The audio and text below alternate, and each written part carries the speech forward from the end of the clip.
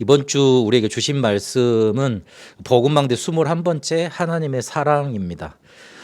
누누이 말씀을 드립니다만은 우리가 설교 지금 내용도 중요하지만 성경 구절은 더 중요합니다. 그래서 이 성경 구절을 일주일 동안 묵상하시면 제일 좋습니다. 그래서 이게 완전 우리에게 뿌리 내릴 수 있도록, 실제로 우리가 복음을 들어도 하나님이 내 주신 만큼 붙잡지 못하는 이유가 뭐냐면 자꾸 우리 관점에서 복음을 쳐다보기 때문에 그래요. 선물을 주더라도 그 어릴 때 우리 애들이 선물을 달라 그러면 자기 마음에 드는 거 달라 그러잖아요. 주는 사람도 잘 줘야 되는 건데, 하여튼 그러니까 자기 마음에 드는 걸 받는 거는 선물이 아니죠. 그렇죠.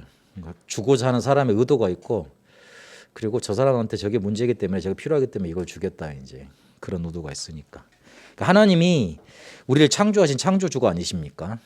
그래서 우리의 문제를 잘 아시고, 그리고 우리에게 뭐가 필요하다는 거 잘 아시기 때문에 그렇게 말씀을 주시고 복음을 주셨습니다.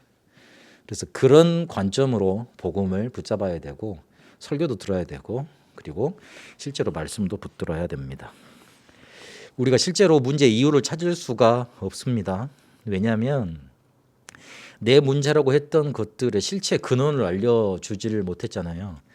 찾아갈 수도 없었고. 그래서 가정, 개인, 과거, 현재, 미래의 문제가 있지만 이게 과연 어디서 왔는가 이해되지 못하는 부분이 너무 많았어요. 성경에서는 지옥 배경 속에 재앙당해서 흑암에게 사로잡혔다고 말을 하고 있지 않습니까? 그러니 나의 문제에 대해서 정확히 인정이 되지 않고 발견이 되지 않으니 내 노력과 타인의 조언은 아무런 도움이 안 되는 겁니다. 문제 해결에 도움 하나도 안 됩니다. 특히 종교적인 열심. 종교적인 열심은 내가 뭔가 잘해서 내 문제를 해결할 수 있겠지 하는 그런 모든 내 마음에서 우러나오는 것들. 비슷하게 안 맞는다 그랬습니다. 그리고 타인의 조언과 도움도 똑같은 수준에서 해주는 거예요. 되게 고차원적이고 하나님의 입장에서 해주는 게 아니잖아요. 그래서 우리 속에 상처만 남게 됩니다. 저 사람은 괜찮으니까 나한테 이런 말을 해줄 수 있겠지. 결국은 또 이렇게 들립니다. 저에게는 그래서 하나님의 사랑을 알 수 있는 만남이 몇 개 있었습니다. 첫 번째는 하나님이 살아계시다고 증거를 해준 친구들. 너무 감사해요. 너무 감사해요. 만약에 그 친구들이 없었다면 내가 이제 하나님을 믿었겠나 이 생각들이 들어요. 하나님이 살아계시다 그러니까 뭐 큰 능력을 나한테 보여준 게 아니고 이 친구를 통해 사람이 살아나고 전도가 되어지더라고요. 와, 진짜 하나님 살아계시는 그걸 느꼈어요.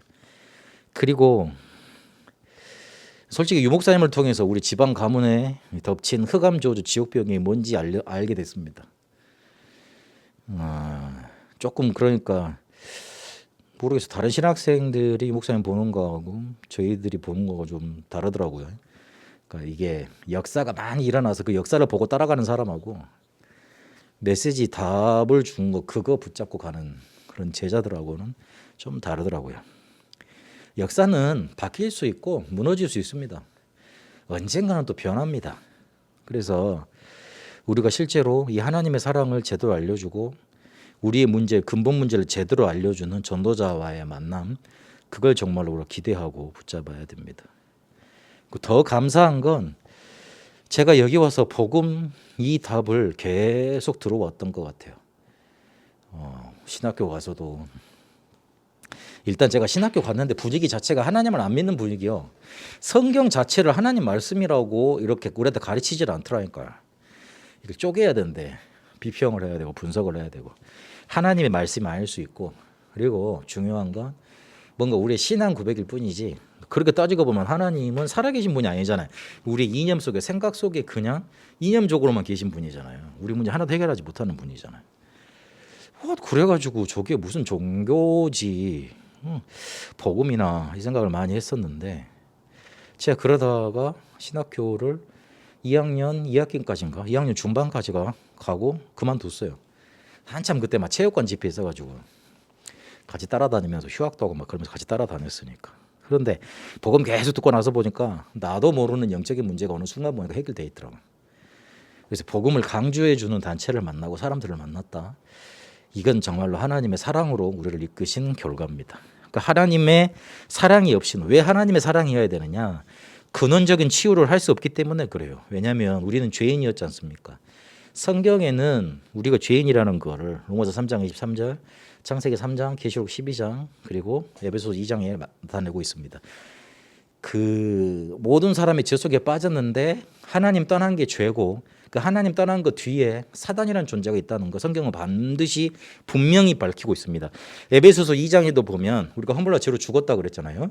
공중 권세 잡은 자에게 잡혔다 그랬어요. 그리고 본질상 진노의 자녀였다 그랬습니다. 그러니까 뭐 단편적인 문제 가지고 우리를 죄인이라고 말하는 게 아니에요. 이게 순서가 있지 않습니까? 왜 사단 얘기하냐고 막 그러는 건데, 그럼 전 그렇게 되묻고 싶어요. 왜 사단 얘기만 안 하려고 하는데 사람들은 실제로 거기에 대해서 시달림 받고 그러고 있는데. 그래서 성경은 우리가 죄인이라고 우리의 문제를 이렇게 밝혀주고 계십니다. 그리스도께서 우리를 위해서 대신 죽으신 겁니다. 자기 목숨을 대속물로. 죄는 반드시 보응받는다 그랬죠. 로마서 2장 6절에 보면 행한 대로 보응받는다 그랬습니다. 그래서 피가 죄를 속하지 않으면 우리가 이거를 해결할 수가 없습니다. 레위기서 17장 11절, 히브리서 9장 22절, 그리스도께서 십자가에서 피 흘림으로 피에는 생명이 있다 그러는데 그 피로 속죄하신 겁니다. 그리고 더 중요한 건 마귀의 일을 멸하신 거예요. 마귀의 일은 12가지 사단의 전략입니다. 우리 꿈에 나타나 가지고 우리를 가히 눌리고 이런 것들은 그 하는 일 결과 작업이고, 진짜 중요한 거는 하나님을 못 믿게 하는 거예요. 결국 그게 핵심이잖아요. 그래서 멸망받고 저주받고 만드는 게 12가지 전략의 핵심 아닙니까? 눈에 보였다고 그래서 그게 마귀의 일입니까? 아니죠. 잘못 봤을 수도 있잖아요. 정확히 따지면 마귀의 일은 하나님을 우리가 안 믿어지도록 만드는 거예요. 그래서 복음만 놓치게 만드는 게 마귀의 일이에요. 그리고 내가 생각한 대로 복음을 붙잡고 오해하도록 만드는 게 마귀의 일입니다. 그렇게 예수님은 하나님 만나는 길이 되셨어요. 우리가 로마서 3장 23절에 보니까 하나님께로 갈 수 없다 그랬잖아요. 그래서 요한복음 1장에 보니까 직접 찾아오신 겁니다. 더 중요한 건 이분이 바로 우리의 모든 문제 해결자가 되신 거예요. 모든 문제 해결자라는 말 좀 이해해야 됩니다. 모든 문제가 어디서 나왔습니까? 저주, 재앙, 사단에게서 나왔습니다. 그게 우리 인간의 문제라고 말합니다. 그게 3저주입니다. 그 3저주를 그리스도께서 끝내신 거예요. 그걸 더 발전시켜 보면 이 3저주가 끝났기 때문에 모든 것이 문제가 되지 않도록 근원적인 해결을 하신 겁니다. 요한복음 5장 24절 기억하셔야 됩니다. 문제가 생길 수밖에 없는 사망의 자리에서 벗어나서 어떤 문제가 와도 축복인 생명의 자리로 우리가 옮겨진 겁니다. 그러면 결론적으로 무슨 답이 나오겠어요? 나한테 지금 닥친 문제 하나님이 축복으로 주신 거다. 그래야지만 나한테 주신 구원을 확인시켜 주시고 나를 바꿔 가실 수 있을 것 아니에요. 우리 아이들이 잘못하면 혼내고 그러지 않습니까? 쉽게 생각해 보시면 됩니다. 하나님은 뭔가 우리를 바꾸시고, 그리고 바꾸셔서 목적이 뭐냐? 축복하시려는 거예요. 세계복음 하시려고. 그럼 더 중요한 건 문제가 뭔지부터 확인해야 돼요. 사람들이 문제를 문제라고 잘 보지를 못해요. 거의 대부분 뭘 문제라고 하냐면 나한테 의식주가 잘 없는 거, 내가 고통스러운 거, 내가 영적인 문제 있는 거, 그걸 문제라고 여기고 있더라고요. 아니잖아요. 의식주가 문제가 아니고 우리가 하나님의 입에서 나오는 말씀으로 사는 존재라고 마태복음 4장 4절, 신명기 8장 3절에 분명히 기록되어 있잖아요. 그리고 영적인 상태가 좋으면 뭐합니까? 나 좋으니까 니들은 다 실패자야, 그렇게 바라보는 사람이 있다면 그건 교만한 사람 아니에요. 하나님께 쓰임 못 받을 사람 아닙니까? 오히려 내가 영적 문제 시달리면서 오직 그리스도 복음 외치는 게 낫습니다. 그게 좋다는 건 아닙니다. 좋다는 건 아니지만 그렇게 명적으로 자기가 뭐 대단하면서 많이 갖고 있다면서 많이 안다면서 아유 저 구원 못 받은 것들 그래 하는 것보다, 남 평가하고 비방하는 것보다, 자기는 깨끗하다고 하나님 잘 섬긴다고 이렇게 자랑하는 것보다 오히려 영적인 문제 너무 시달리는데 그래서 나는 그리스도가 필요해 날마다 고백하는 삶이 더 나은지도 모릅니다.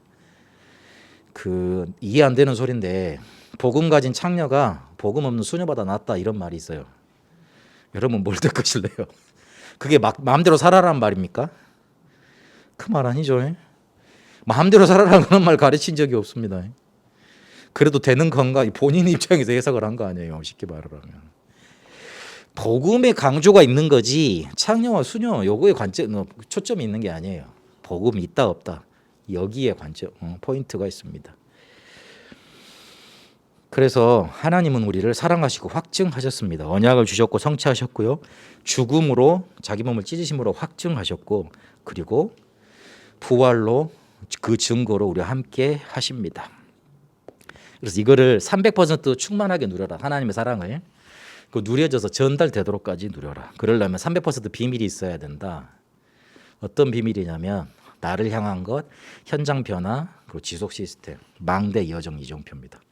내 안이 든든해야지 갈 수 있는 힘이 생길 거 아닙니까? 힘 없으면 못 가잖아요. 아침에 왜 일어나기가 힘들어요? 힘드니까. 힘드니까 일어나기가 싫은 거예요. 일단 가야 되잖아요. 억지로 가는 거지.